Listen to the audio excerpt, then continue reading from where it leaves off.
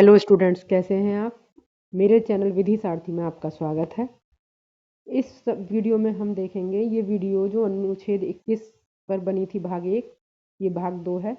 भाग 1 में था प्राण व दैहिक स्वतंत्रता क्या है। दूसरा ये जो पार्ट है ये है क्या मरने के अधिकार में, क्या जीने के अधिकार में मरने का अधिकार भी शामिल है। चलिए हम अपने टॉपिक पर आते हैं। तो हमारा टॉपिक है क्या जीने के अधिकार में मरने का अधिकार शामिल है। इसमें जो केसेस हैं इंपॉर्टेंट वो हैं महाराष्ट्र राज्य वर्सेस श्रीपति दुबल। इस केस में ये जो केस था, इस केस में ये अभी निर्धारित किया गया कि अनुच्छेद 21 में जीने का अधिकार है और उसके अंदर मरने का अधिकार भी शामिल है, और इसलिए आईपीसी की धारा 309 की संवैधानिकता को चुनौती दी गई।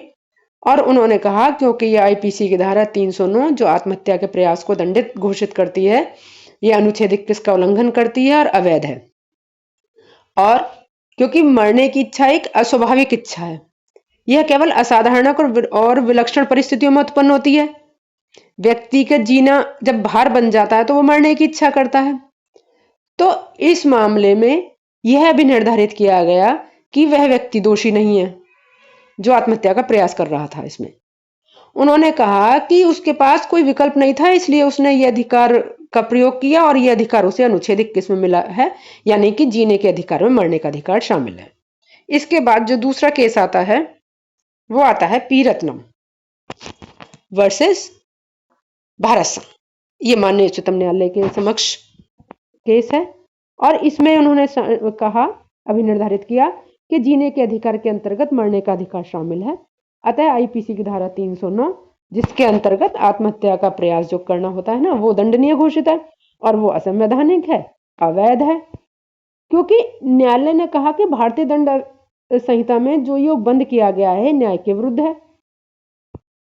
भाई जब अनुच्छेद 21 में उन्होंने कहा कि जीने के अधिकार में मरने का अधिकार शामिल है, तो फिर तो ये तो आईपीसी का जो अनुच्छेद है 309 यह संवैधानिक घोषित हो गया, क्योंकि ये तो आत्महत्या को क्या करता है, अपराध घोषित करता है। इसी श्रृंखला में हमारा एक केस और आता है, इंपॉर्टेंट केस, ज्ञान कौर बनाम पंजाब राज्य। ज्ञान कौर बनाम पंजाब राज्य में जो माननीय उच्चतम न्यायालय ने अभी जो आपको पहले निर्णय बताया था, पी रत्नम बनाम भारत संघ में जो निर्णय किया गया था, उस निर्णय को उन्होंने उलट दिया, मानने से इनकार किया और उन्होंने कहा कि अनुच्छेद 21 के अंतर्गत जीने के अधिकार में मरने का अधिकार शामिल नहीं है। अतः भारतीय संविधान की जो सेक्शन है 309, 306 ये संवैधानिक है, विधि मान्य है। जीने के अधिकार के अंतर्गत क्या है कि अंतिम क्षण तक गरिमापूर्ण जीवन जीना है।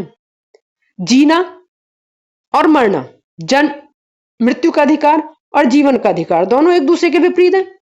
तो कैसे माना जा सकता है कि जीवन के अधिकार में मृत्यु का अधिकार होगा? नहीं, जीवन के अधिकार में मृत्यु का अधिकार शामिल नहीं है।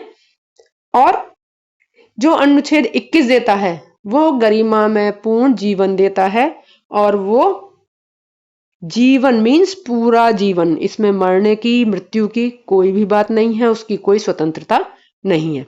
इस प्रकार इस टॉपिक पर जो ये वीडियो है शॉर्ट में आपको समझाई गई, और जो भाग 1 था और ये भाग 2 दोनों मिलकर अनुच्छेद 21 का जो क्वेश्चन है इंपॉर्टेंट कि प्राण व दैहिक स्वतंत्रता से क्या तात्पर्य है। प्राण व दैहिक स्वतंत्रता का तात्पर्य पशुवत मानव जीवन नहीं वरन गरिमापूर्ण मानव जीवन है।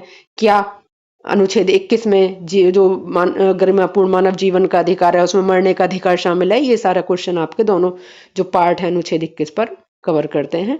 अगर आपको मेरी वीडियो अच्छी लगी है तो आप मेरे चैनल को सब्सक्राइब कीजिए प्लीज़, मेरे वीडियो को लाइक, कमेंट और शेयर कीजिए, जिससे ज़्यादा से लोगों को इसका फ़ायदा मिल सके और हम और ज़्यादा वीडियो आपके जो ये मार्केट का मटेरियल है जिसको पढ़ने में आप लोगों को असुविधा होती है उसको समझने के लिए आप लोगों को तक पहुँचाएँ। Thank you. जय हिंद।